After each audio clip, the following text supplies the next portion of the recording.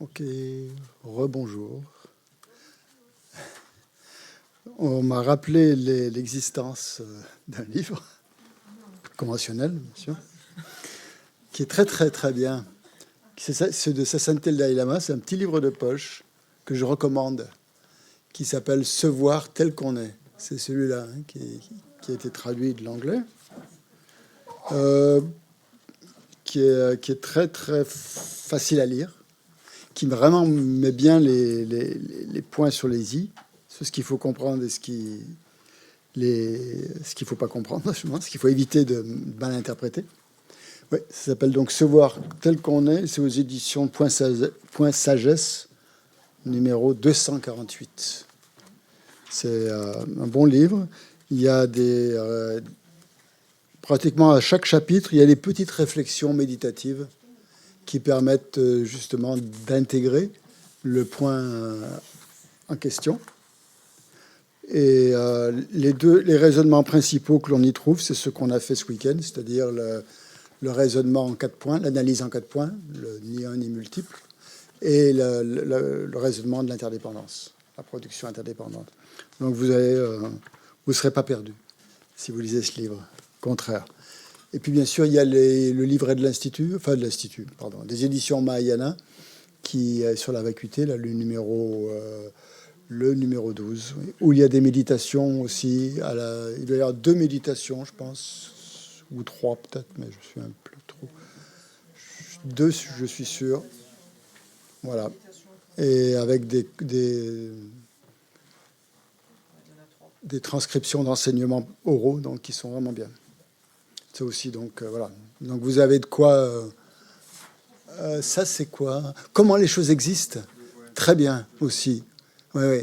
De la Mazopa. Je ne sais pas si on le trouve encore, celui-là. Tu l'as trouvé où? La poubelle. Ah, oui, oui, très bien. Ah bon, oui, oui, c'était distribué gratuitement à une époque. Ouais.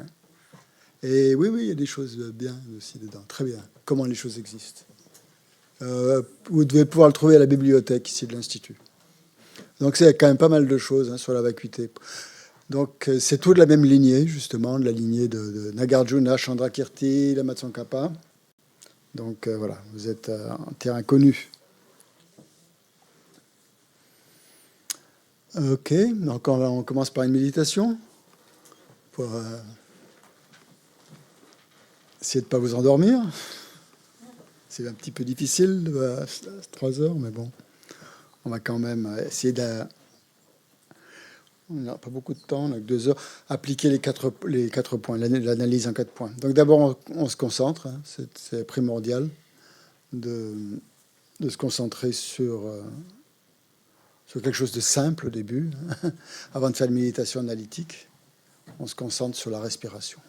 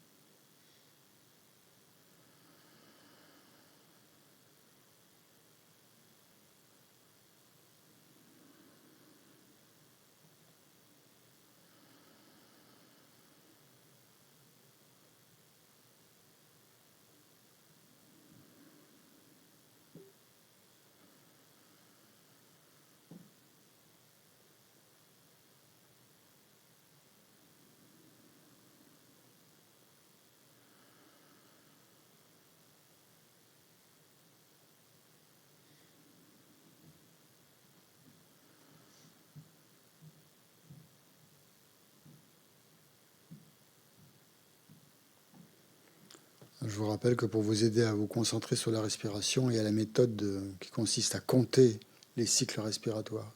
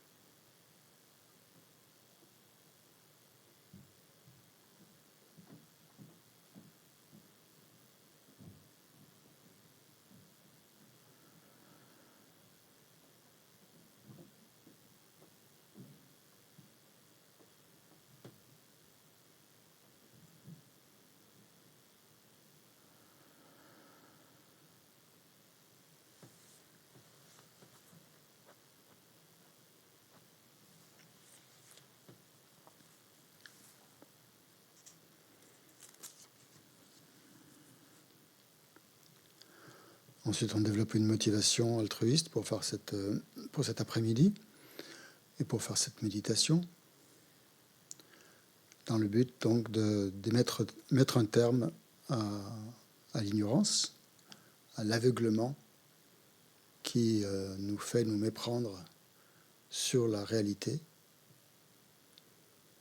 qui nous fait prendre les apparences pour réelles.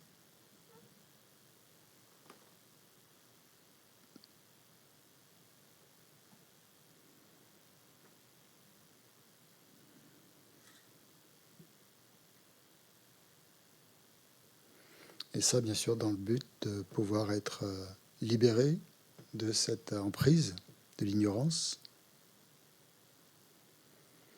Car si nous en sommes libérés, bien forcément, nous ne serons plus soumis aux perturbations mentales.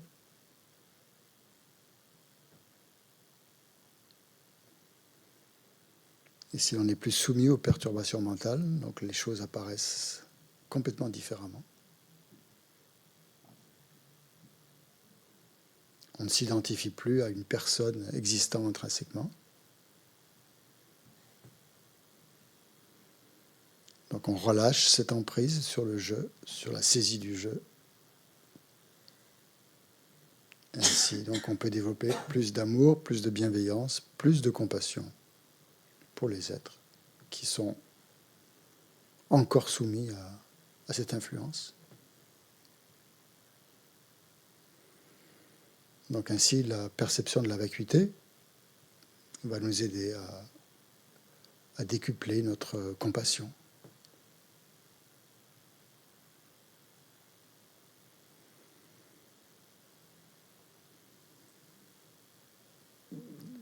Si on voit que notre compréhension de la vacuité fait diminuer notre compassion, c'est qu'on a fait fausse route.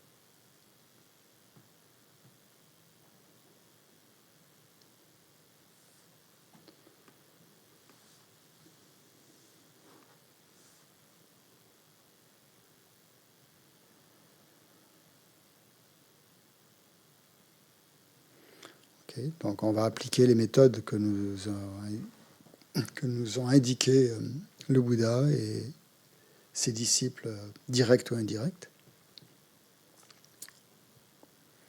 comme la méthode en 4 points.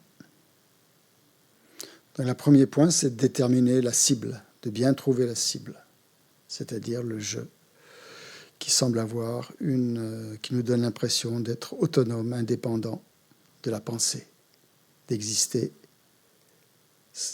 complètement indépendamment de la pensée.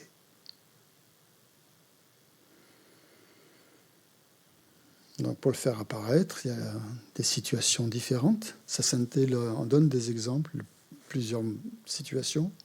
Prenez celle qui vous parle le mieux. Par exemple, comme exemple, il donne une situation où, par exemple, on a été critiqué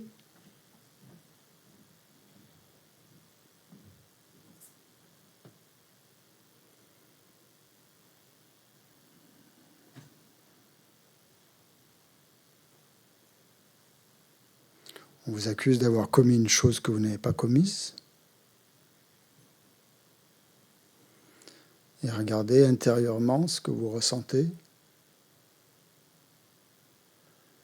Il y a comme une rumination intérieure qui vous fait dire c'est pas vrai, c'est pas moi.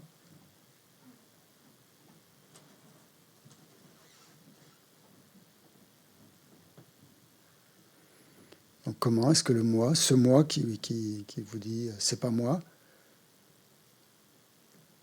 apparaît-il?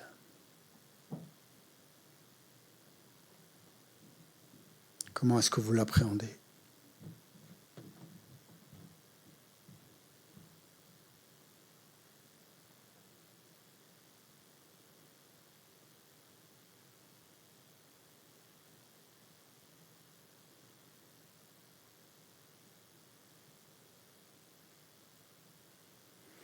Une autre situation, par exemple, qu'on pourrait prendre, c'est si on avait une chose importante à faire, un travail important, et on a oublié.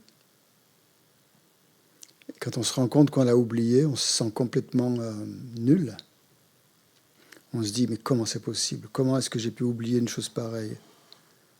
Et vous vous emportez contre ce moi qui semble avoir oublié la chose importante.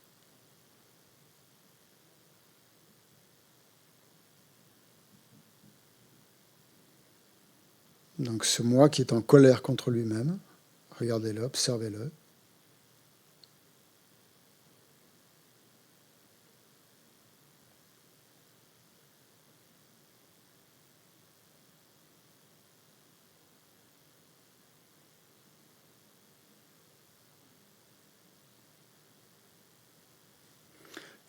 Si on l'observe bien, on remarque que c'est comme s'il y avait deux choses. Il y a le moi qui est en colère, et il est en colère contre le mental qui a oublié quelque chose.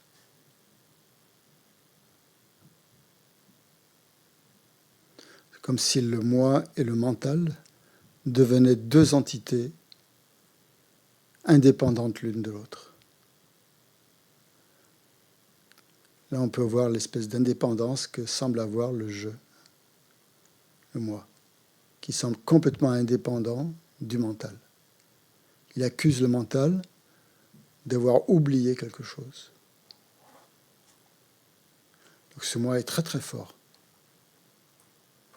Comme un roi qui accuse les autres de fautes qu'ils auraient commises.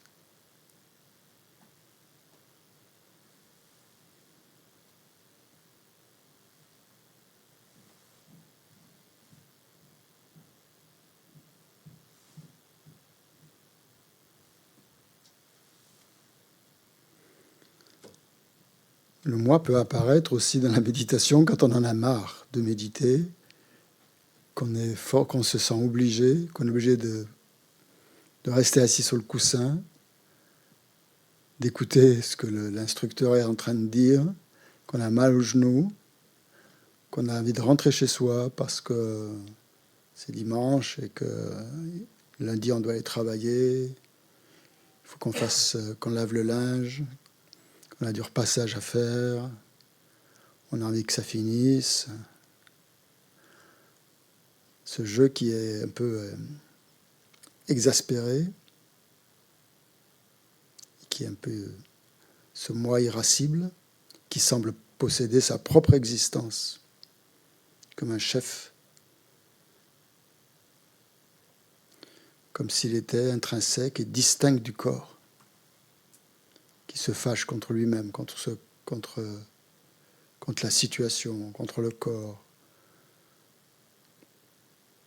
contre les méditations bouddhistes.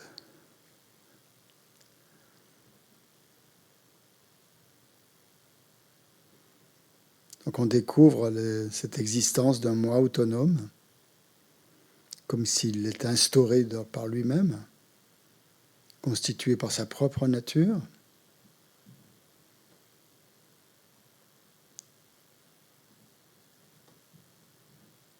On a l'impression qu'il existe tout seul, indépendamment du mental, indépendamment du corps, qu'il en est le chef.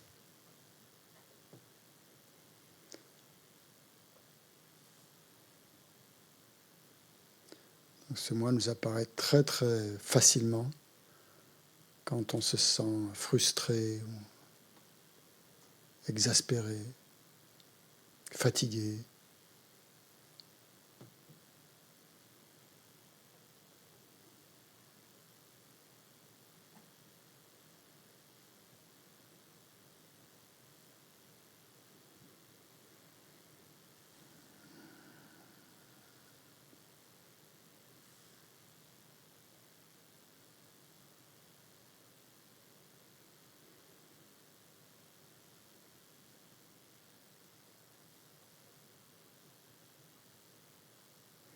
Ou au contraire, on peut se rappeler une initiative heureuse que l'on a faite, un événement merveilleux que l'on a vécu et dont on était très fier d'avoir bien agi, d'avoir fait ce qu'il fallait.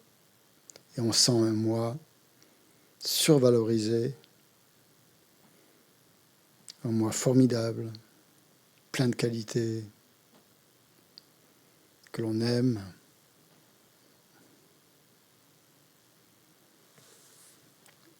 On l'aime tellement qu'il en devient concret.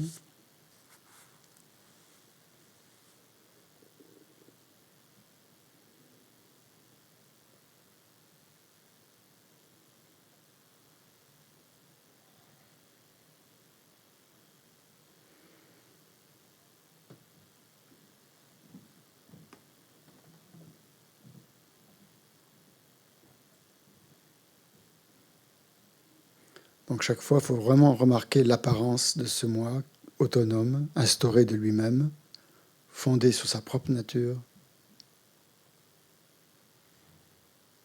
Parce que c'est ça l'objet de réfutation.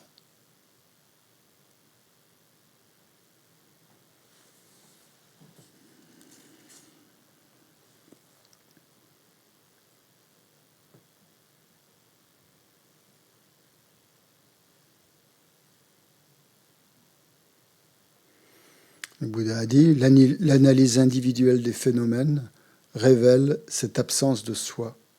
Il faut méditer sur cette absence de soi, qui est la cause, parce que c'est la cause qui mène au nirvana.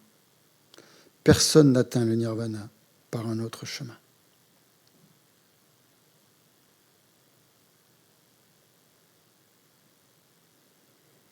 Donc quand on a les citations comme ça, il faut s'appuyer dessus aussi pour s'encourager à méditer, pour raffermir notre motivation.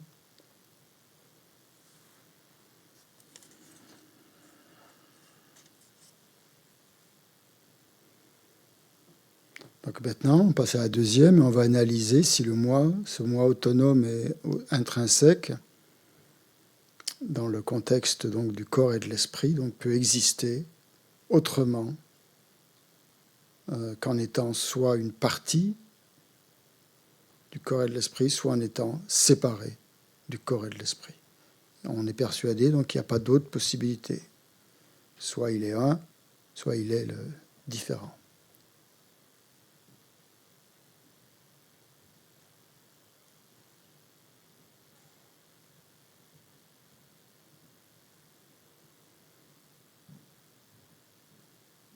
Parce que si le moi vraiment existe comme il nous apparaît, alors plus on va s'en approcher, plus il devrait nous apparaître concrètement.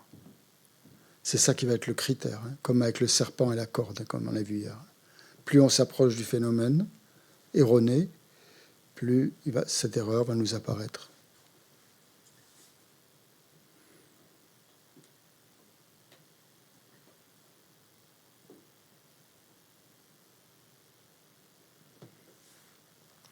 Donc on va analyser maintenant, on passe au troisième point, on va analyser si ce je et ce moi est vraiment un avec le corps et un avec l'esprit.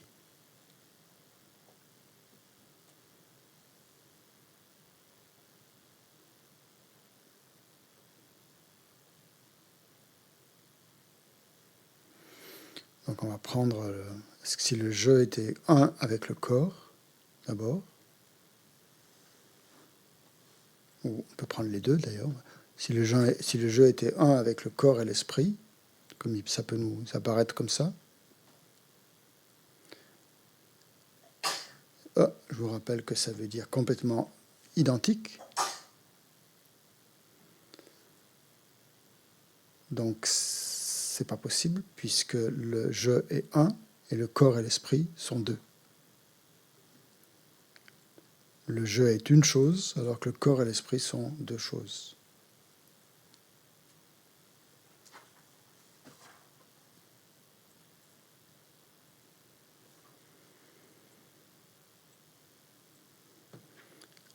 Un autre argument qu'on peut utiliser, si le jeu était identique au corps, complètement un avec le corps, on ne pourrait pas dire mon corps. Si le jeu était identique avec l'esprit, on ne pourrait pas dire mon esprit. On devrait dire aussi le corps du corps ou l'esprit de l'esprit.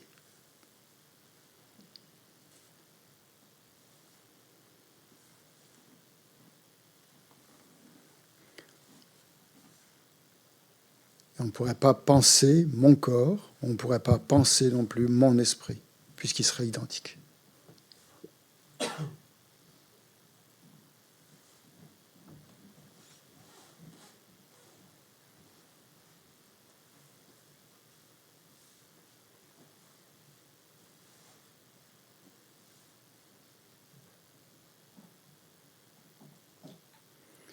Et l'autre solution, c'est si le jeu était complètement distinct, complètement indépendant du corps et de l'esprit, alors on ne pourrait pas s'attribuer des qualités du corps et de l'esprit.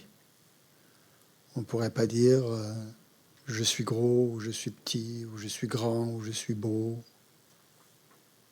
Aucune des qualités du corps ne pourrait être associée au jeu.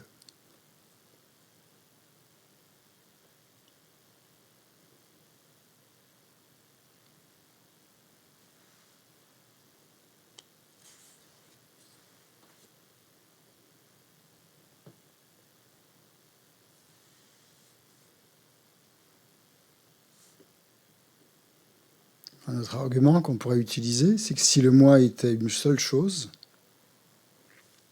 si le moi est unique, alors l'esprit et le corps seraient aussi uniques s'ils étaient la même chose.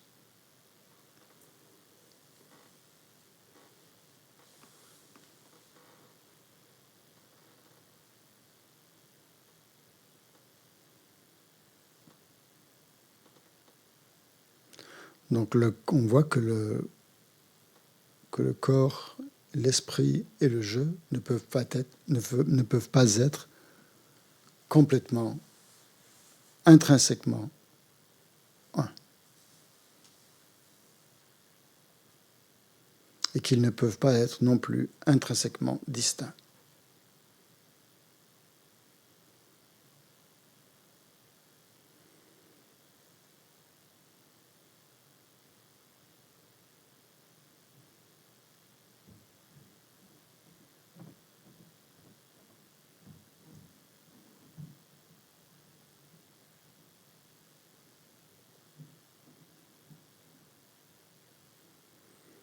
Donc, comme il n'y a pas d'autre possibilité, on arrive à la conclusion que ce jeu qui nous semble exister de son propre côté, en fait, n'existe pas de la manière dont il nous apparaît.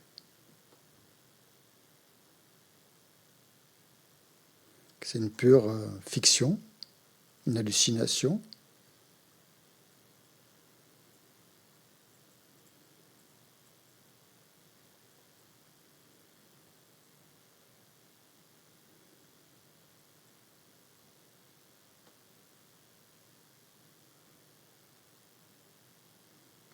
Et on ressent à ce moment-là dans le cœur comme une absence.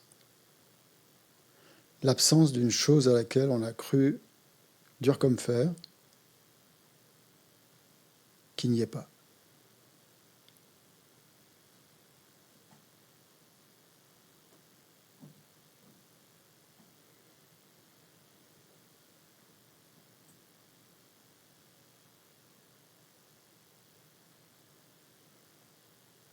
Et donc ce vide nous apparaît comme un grand espace,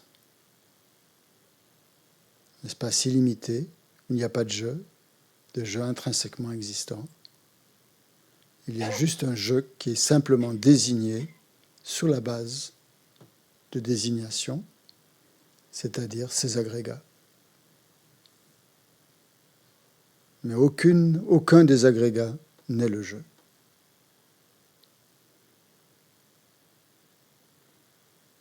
La forme du corps n'est pas le jeu, les sensations ne sont pas le jeu. Aucune des parties du corps n'est le jeu.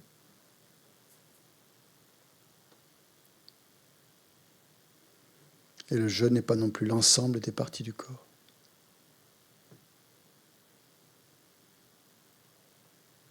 Puisque l'ensemble des parties du corps, c'est la base de désignation.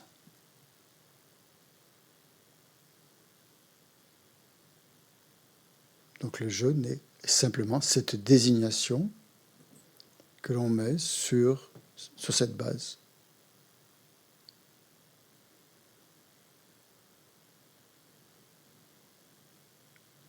Comme un personnage, donc fictif, auquel on attribue des qualités fictives.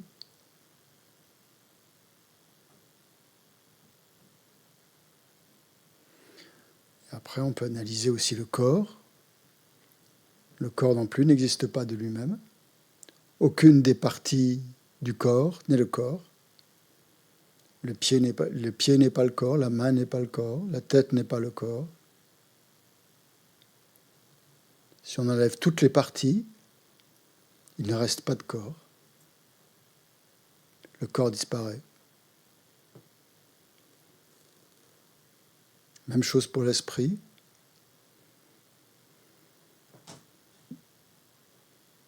Aucune des pensées qui circulent dans l'esprit n'est l'esprit.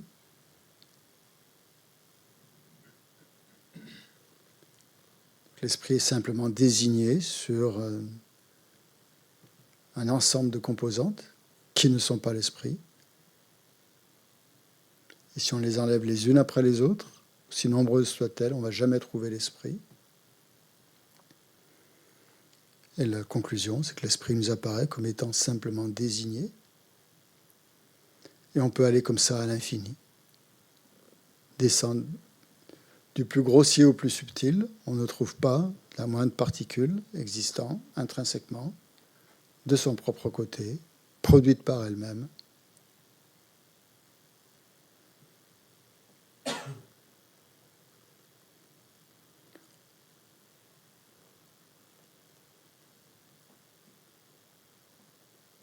Tout ce qu'on trouve, c'est une désignation sur une base donnée qui fonctionne comme telle. Donc tout ce que l'esprit, tout ce que le langage, tout ce que les mots mettent en plus sur cette désignation, en fait, ce sont des fabrications mentales.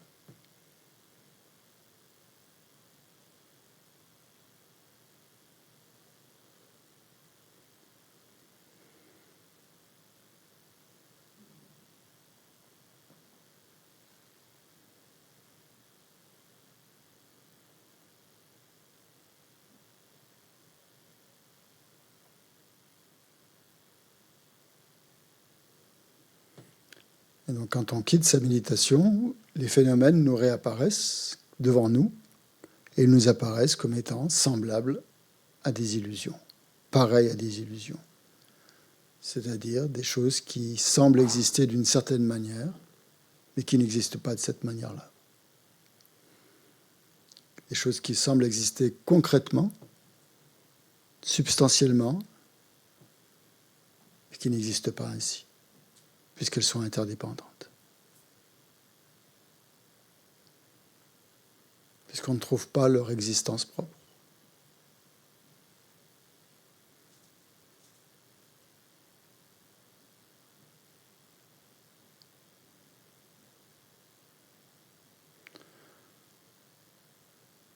Donc ça, en fait, cette méditation est libératrice d'un grand poids, puisque l'objet auquel on a attaché une importance démesurée, on voit qu'il est simplement qu'il est fictif, il est simplement désigné.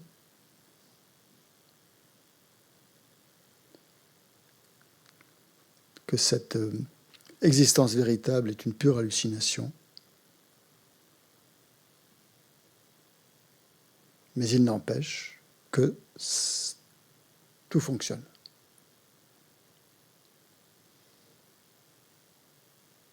Au niveau de la loi de cause à effet.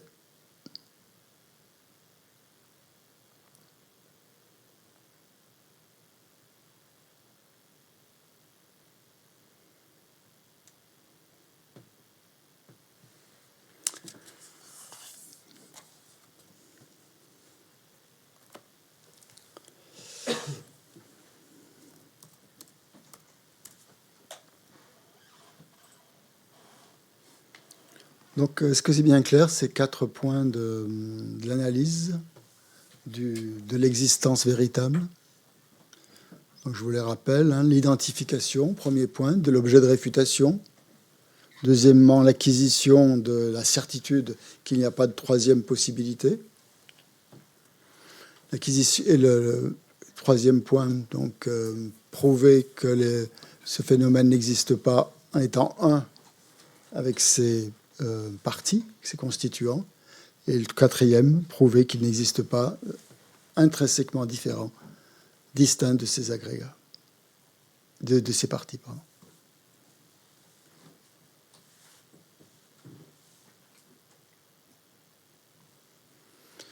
Si le jeu intrinsèquement existant était un avec les 5 agrégats, qu'est-ce qui se passerait?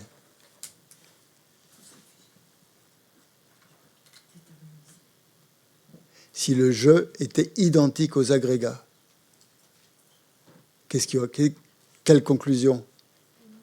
Hein? Il y aurait 5 jeux? Il y aurait 5 jeux. Exactement. C'est ça. Il y aurait 5 jeux. Hein? Parce qu'il y a 5 agrégats distincts, donc il y aurait nécessairement 5 personnes distinctes. Alors qu'en fait, il n'y a qu'un jeu. Donc le jeu n'est pas un avec les agrégats. Ou alors, dans l'autre sens, comme il n'y a qu'un jeu, il ne devrait y avoir qu'un agrégat. Un seul agrégat. Et en fait, il y en a 5.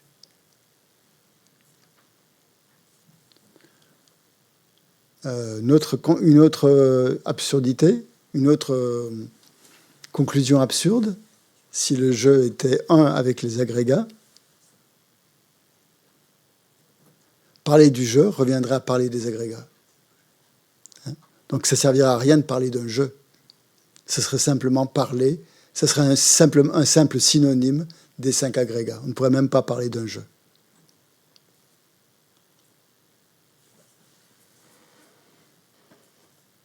Et qu'est-ce qui se passerait au moment de la mort? Si le jeu était un avec les agrégats, le jeu disparaîtrait au moment de la mort. Or, le jeu passe de vie en vie. Après le bouddhisme. Okay. Donc le jeu ne pourrait pas passer dans une autre vie parce qu'il périrait au moment de la mort, comme les agrégats périssent au moment de la mort.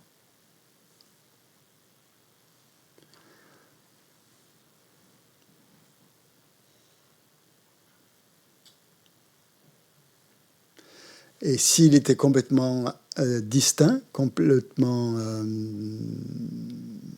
différent,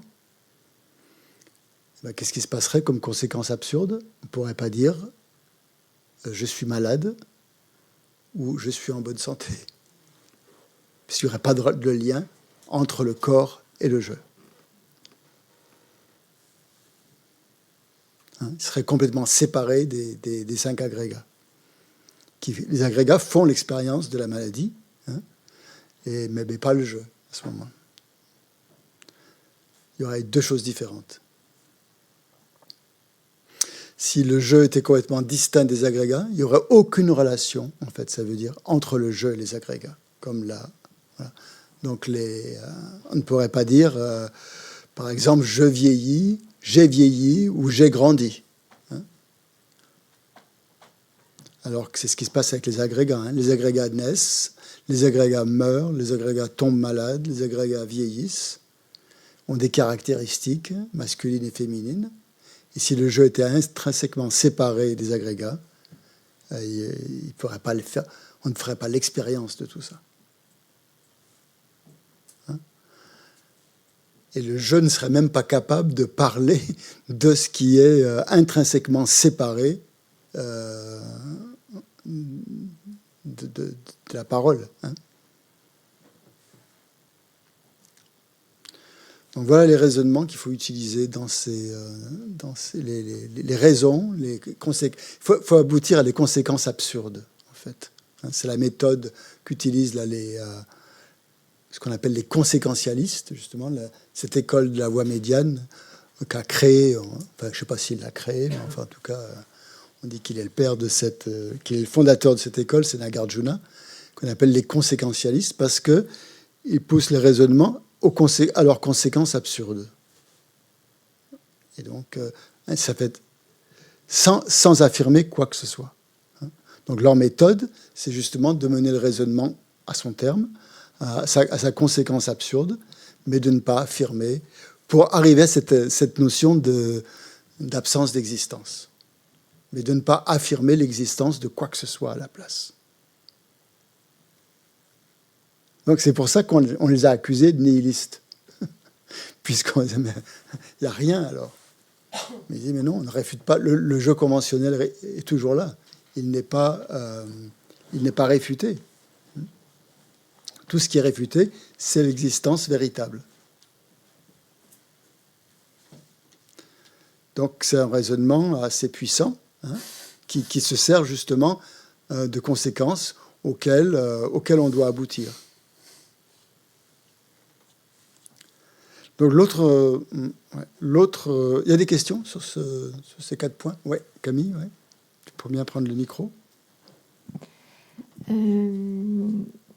Je vois pas. Si après on le fait sur un objet. Oui. Tu peux le faire sur n'importe quel objet. J'ai un peu du mal à concevoir quelque chose. Admettons, on prend un fumeur pour une cigarette. Il prend la cigarette. Bon, ouais. Il voit, d'accord, que finalement c'est juste une simple désignation de plein de petites choses interreliées par plein de causes et de conditions. Mais bon, après, ça change pas que la cigarette, elle est là et qu'il en a envie et qu'il va fumer, quoi. Enfin, à quel moment, en fait, ça enlève l'attraction de la cigarette? À force de répéter cette analyse. À force de répéter cette analyse. Parce qu'il va être dégoûté, c'est ça? L'analyse, elle porte sur 2 choses. Hein, c'est-à-dire sur le moi et sur la chose en question, sur les phénomènes. Hein, et on doit voir l'absence d'existence intrinsèque, en fait, des deux choses. Hein. Donc, voir l'absence d'existence intrinsèque des phénomènes, ça permet aussi de se détacher de ces phénomènes, d'arrêter de leur accorder une existence propre. Hein. Ça sert à ça. Et donc, en évitant de leur accorder, en diminuant justement cette perception qu'on a de l'objet comme étant capable de nous procurer un certain plaisir par sa propre présence, disons, à force d'analyser ça, la vérité va apparaître. Hein, que cet objet, en fait, complètement vide d'existence propre, n'a pas la capacité vraiment de produire voilà, un plaisir existant intrinsèquement, etc. Par rapport au jeu qui n'existe pas lui-même. Donc, tu fais l'analyse sur les deux, sur le jeu et sur l'objet. Et il va y avoir, à un moment donné, une distance qui va se prendre, que tu vas prendre. Ça ne va pas se faire tout seul. Ça ne va pas se faire tout de suite non plus. C'est une des méthodes, disons, de voir la vacuité de l'objet. Mais bon, après, ce n'est pas la seule. Hein. Il y en a plusieurs. Tu peux appliquer après d'autres méthodes aussi. Mais c'en est une. Alors, comment ça se passe exactement? C'est ton esprit. C'est dans la méditation que tu vas le dire. Hein. Je ne peux pas te dire à l'avance par quoi tu vas passer, par quels états tu vas passer. Si ça va aboutir tout de suite ou pas, je ne sais pas. Ça va être à force de répéter cette analyse.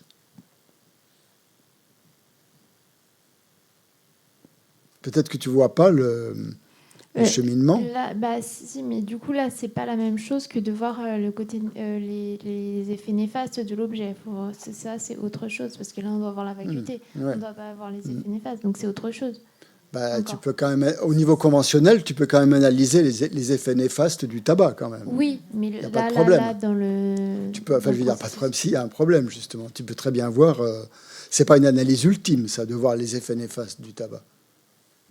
Et donc, en conjuguant les deux analyses, ça va très bien. Mais disons, c'est plus comment trouver le juste milieu. Parce que, bon, là, pour le tabac, d'accord, c'est quelque chose de toute façon négatif. De mais néfaste, le juste oui. milieu, après, par exemple, quand on prend l'amour qu'on va apporter à notre mère, si je reprends mon exemple d'hier,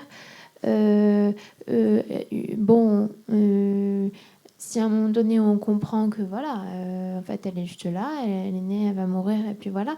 Après comment on trouve quand même un juste milieu comment on trouve un juste milieu? Comment? Je ne sais pas. Par la méditation. Comment ça va arriver? C'est toi, c'est ton esprit qui va prendre du recul par rapport à ton attachement, peut-être. D'accord. Comment ça va arriver? Ça va arriver avec le temps, je pense.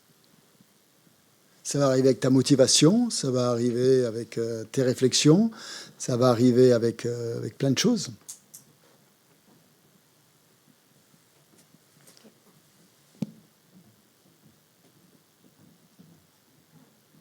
Ok?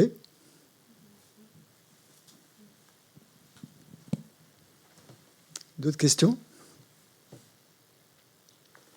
S'il n'y a pas d'autres questions, je voudrais qu'on voit l'autre raisonnement, c'est ce qu'on appelle le roi des raisonnements, qui est celui de la production interdépendante, donc selon la vue de Nagarjuna. Le roi des raisonnements, on l'appelle. Donc, c'est ce fameux raisonnement qui est très très simple,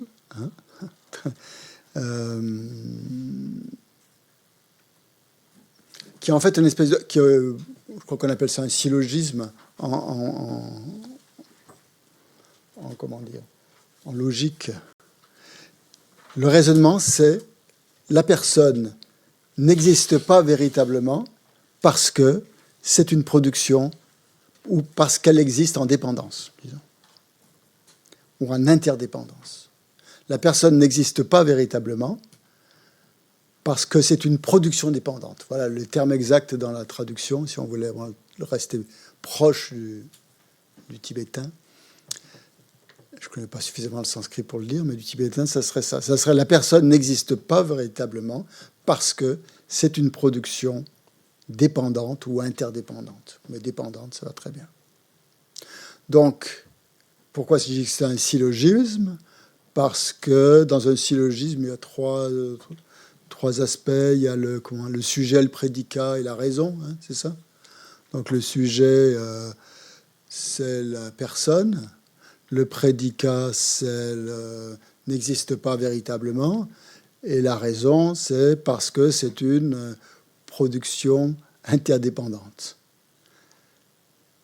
Donc un prédicat, c'est aussi une production interdépendante parce que s'il n'y a pas le sujet, le prédicat ne peut pas marcher. S'il n'y a pas le prédicat, il n'y a pas la raison. Donc s'il manque un des éléments, eh bien, ça ne fonctionne pas. Donc c'est ça qu'on appelle le roi des raisonnements. Donc on l'appelle le roi des raisonnements parce qu'il permet donc d'éviter les deux extrêmes surtout.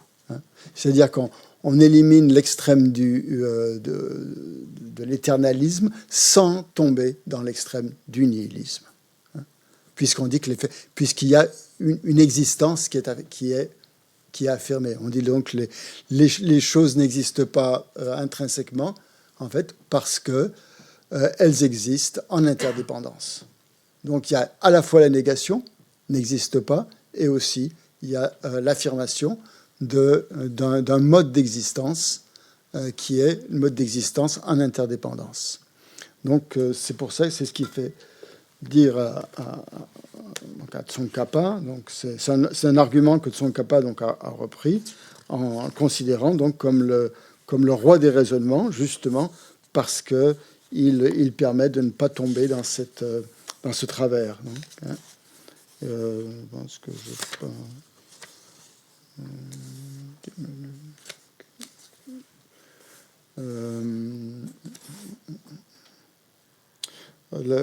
Geshe Tekshok dit: le raisonnement sur la production indépendante est le plus simple et le plus puissant des raisonnements qui minent, en fait, qui éliminent à la fois l'apparence de l'existence propre et la saisie de l'existence propre. Donc c'est un raisonnement qui permet d'éliminer à la fois le fait que les phénomènes vous apparaissent comme existants intrinsèquement et votre saisie, votre croyance à l'existence intrinsèque. Donc c'est pour ça que c'est ce qui en fait sa puissance. Pourquoi c'est si puissant? Il dit parce que ce raisonnement est si puissant parce qu'en fait la production dépendante, elle est diamétralement, ouais. Je l'ai en anglais, alors je ne sais plus trop, opposée à l'existence propre. Donc, pour réfuter l'existence propre, on utilise son opposé, qui est l'absence d'existence propre ou l'existence interdépendante.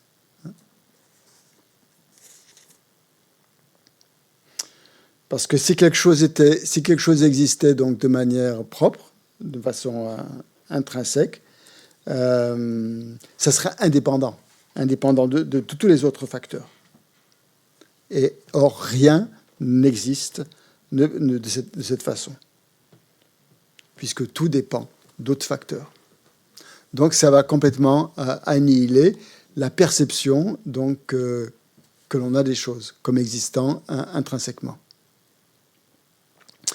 Alors là, il y a 3 niveaux quand on parle de ce raisonnement. Il y a un niveau le plus grossier,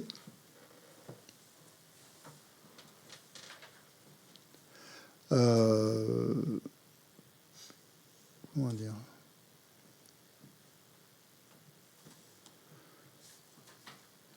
Une chose est une production interdépendante parce qu'elle dépend de causes et de conditions.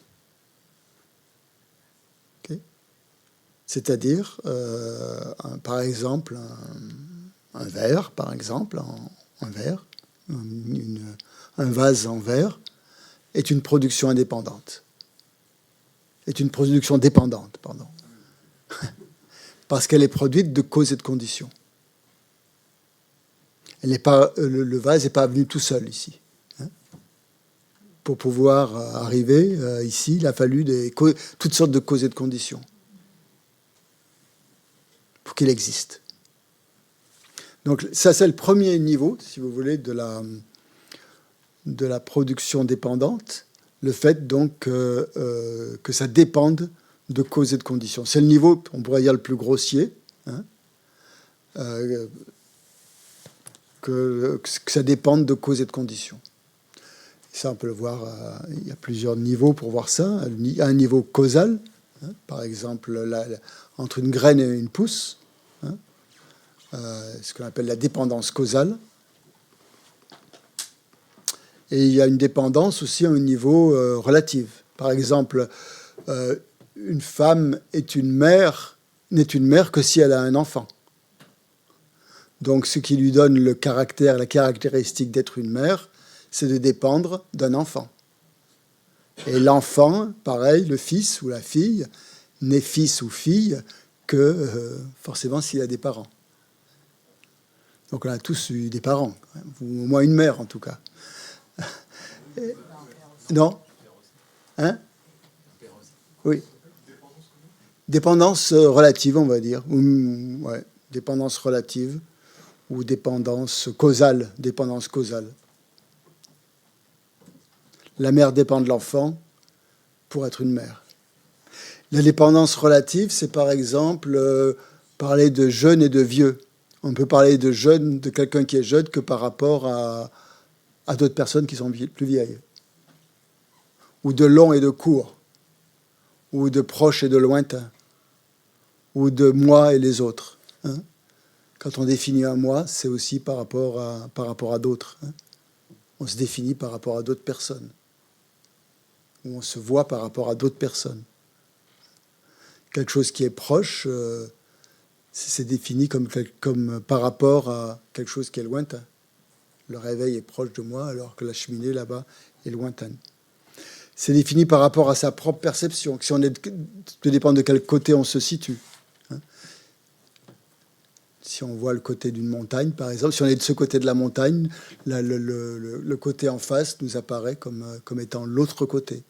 Mais si on va de l'autre côté, ça sera ce côté-là. Ça va être complètement dépendance de notre point de vue. Donc, ça amène à comprendre que rien n'existe, finalement, sans dépendre de quelque chose d'autre qui lui est relié. Donc ça, on peut l'analyser en méditation, par exemple. C'est le point de la méditation. Et que, finalement, que tout est désigné par l'esprit conceptuel en dépendance d'autres phénomènes. Que le long n'est désigné que par rapport au court, etc.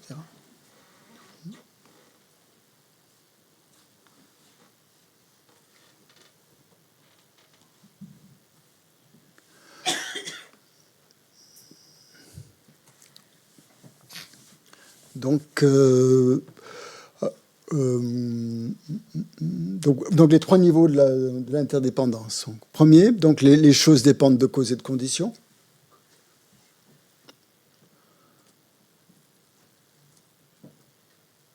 Si le château, par exemple, cette maison-là existait de par elle-même, ben, elle ne dépendrait pas de causes et de conditions. Hein. Et donc, elle ne pourrait pas changer autrement. Il ne pourrait pas y avoir de changement.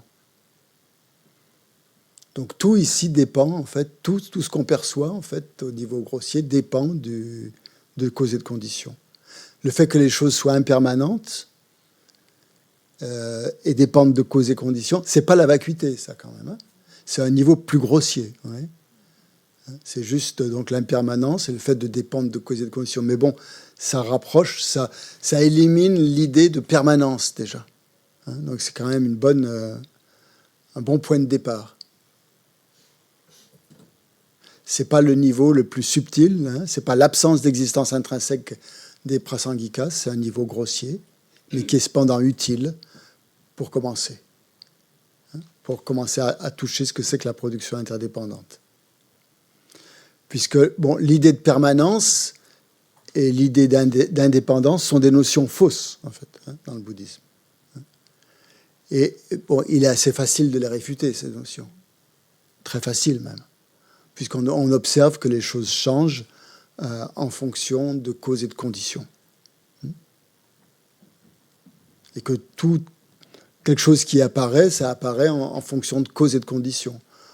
Une graine qui donne une pousse, ça va dépendre de causes et de conditions. Il faut que la graine va être la cause et tout ce qui va être autour, l'eau, le soleil, etc., ça va être les conditions qui vont favoriser la naissance de la pousse. Donc ça, c'est le premier raisonnement, si on veut, le plus grossier, que de voir que de prendre n'importe quel phénomène et un phénomène composé, hein, c'est-à-dire un phénomène composé, c'est-à-dire un phénomène impermanent, hein, voir qu'il n'existe pas de par lui-même, parce qu'il dépend de causes et de conditions. Donc ça, c'est relativement facile à faire. Il n'y a pas besoin d'analyser très très profondément. Mais c'est déjà une manière de se rapprocher de la vacuité, hein, par l'impermanence et l'absence d'indépendance. Donc le deuxième aspect, le deuxième point de ce raisonnement, c'est que les choses dépendent aussi de leur partie, hein, comme on l'a vu dans l'analyse du jeu. Tout ce que nous appréhendons physiquement ou mentalement peut être décomposé en ses diverses parties constitutives. Tout objet, tout phénomène. Et ça touche absolument tous les phénomènes. Donc, une maison est faite de pierre, de briques, etc. Les briques sont des fragments de pierre qui sont aussi composés de milliards de molécules, qui sont elles-mêmes composées de milliards d'atomes, etc. Tout est réductible à de multiples parties. Et d'après le bouddhisme, il est impossible d'arriver à une particule fondamentale, un noyau insécable, indivisible, qui serait le constituant de la matière, qui serait insécable. Bon, ça j'exagère un petit peu parce que d'après certaines... il y a des théories, il y a des philosophes bouddhistes, hinayanistes, qui considèrent qu'il y a des particules élémentaires qui sont absolument réelles. Voilà. Et que pour eux, c'est ça l'existence ultime. Que tout le reste, tout ce qui est composé, les tables, etc., tout ça, c'est de l'existence conventionnelle. Mais bon, je ne veux pas trop rentrer dans cette catégorie. D'après les philosophes mahayanistes, tout est... il n'y a rien qui soit insécable. Si un objet occupe un espace, on peut toujours imaginer ses parties directionnelles. On peut dire qu'il a des côtés est-ouest, nord-sud et tout ça, et que ces côtés sont des parties, par exemple. Donc il y a toujours l'objet en question n'est jamais un tout qui est irréductible, mais toujours composé de parties. Donc c'est plutôt cette philosophie-là qu'on adopte ici. Et si une particule n'occupait pas d'espace, si elle était insécable, si elle n'avait pas de parties, si elle n'était pas composée de parties, elle ne pourrait pas servir à construire quoi que ce soit, puisqu'elle n'occuperait aucun espace. Pour qu'elle puisse occuper un espace, il faut qu'elle ait des parties, au moins une partie qui soit en contact avec quelque chose, avec cet espace-là.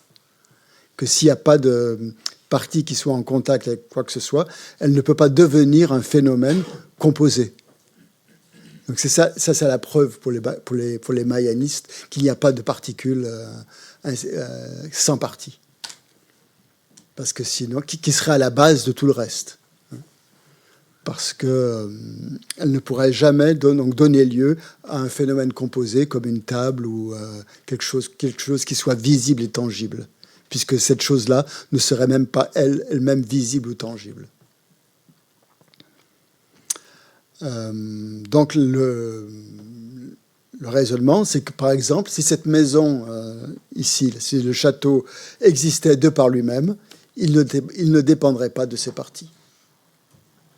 Ça, c'est le raisonnement. Si le jeu n'existait pas de lui-même, on peut l'appliquer au jeu, il ne dépendrait pas de ses parties. Donc ça, ce sont des raisonnements sur les parties ou sur les causes et les conditions qui restent assez grossiers, et parce que ça reste plus ou moins culturellement acquis. Mais ça ne constitue pas l'ignorance, en fait. Ce n'est pas l'ignorance qui constitue plutôt l'ignorance fondamentale, c'est-à-dire qui est la responsable de notre errance dans le cercle des existences, dans le samsara. C'est pas parce que vous considérez les phénomènes comme impermanents que ça va vous libérer du samsara. C'est pas suffisant comme preuve. C'est pas ça qui va mettre fin à toutes nos souffrances. Par contre, la vacuité, oui. On ne va pas atteindre l'éveil parce qu'on aura réfuté l'absence d'existence véritable des particules insécables ou l'idée d'un Dieu créateur. C'est pas ça qui va vous amener à l'éveil. C'est pas ça qui va éliminer la souffrance. La souffrance, elle vient d'une idée erronée que l'objet en question est intrinsèquement existant. Une idée qui est ancrée au plus profond de nous-mêmes. C'est la croyance, en fait, que les choses existent de par elles-mêmes. Et donc, l'argument, le raisonnement de la production interdépendante, c'est pour miner cette perception que les choses existent en elles-mêmes et par elles-mêmes. Donc, et il est puissant parce qu'il est complètement à l'opposé. C'est pas comme ce qu'on vient de faire, les 4 analyses, ou l'analyse en 4 points, qui est un peu plus compliqué. Le raisonnement de l'interdépendance, il est carrément, il prouve directement l'absence d'existence intrinsèque. Vous voyez ce que je veux dire? L'absence d'existence indépendante, puisqu'on parle justement de production dépendante. Donc il n'y a pas besoin de, comme disait Gachet-Texchoc dans son livre, cet argument à lui seul, de la production interdépendante, il suffit à faire réaliser la vacuité. On n'a pas besoin d'en utiliser un autre. C'est pour ça qu'on l'appelle le roi des raisonnements. Parce qu'à lui seul, il fonctionne. Il est tellement puissant qu'on n'a pas besoin... Mais on peut en utiliser d'autres pour justement varier un peu les plaisirs, essayer de cerner les choses de différentes manières. Ça va dépendre aussi de nos capacités mentales, nos capacités intellectuelles. Pour certains, ça va être plus parlant d'utiliser des arguments logiques comme le raisonnement en 4 points. D'autres, au contraire, c'est plus direct, plus facile d'utiliser le raisonnement de l'interdépendance. Et ça, le raisonnement de l'interdépendance, vous l'appliquez à absolument tous les phénomènes. Tous, sans exception. Et vous n'avez pas besoin de beaucoup d'analyse. Il suffit de cet argument. Cette chose-là, n'importe laquelle que je puisse prendre devant moi, le réveil n'existe pas intrinsèquement, intrinsèquement parce que c'est une production interdépendante. Donc, quand on le dit comme ça a peut-être l'air de rien, mais plus on l'intègre, ce raisonnement, plus on l'approfondit, plus il vous libère de l'intérieur. Parce que plus il devient intime, quelque chose. Et là, ça produit quelque chose. Ça produit un effet. Forcément. Parce que plus on va y réfléchir à ça, plus ça va devenir subtil, plus ça va, je ne sais pas comment vous dire, ça va être profond, plus ça va être profond. Quand on le dit juste comme ça, ça paraît un syllogisme, voilà, comme Platon, c'est quoi le syllogisme de Platon? Socrate, c'est quoi? Ouais. Socrate est un... Tous les hommes sont mortels, Socrate est mortel, donc Socrate est un homme? C'est un truc que je veux, comme ça. Voilà, bon. Ouais, c'est le même style.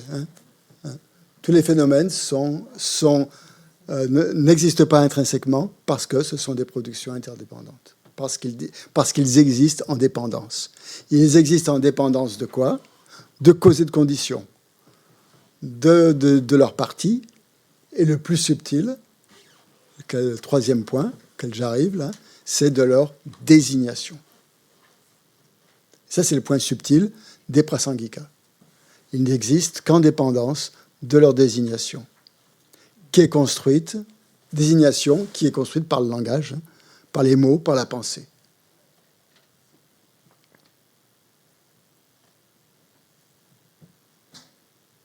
À partir du moment où une pensée juste va donner un nom à une chose, en dépendance de quoi?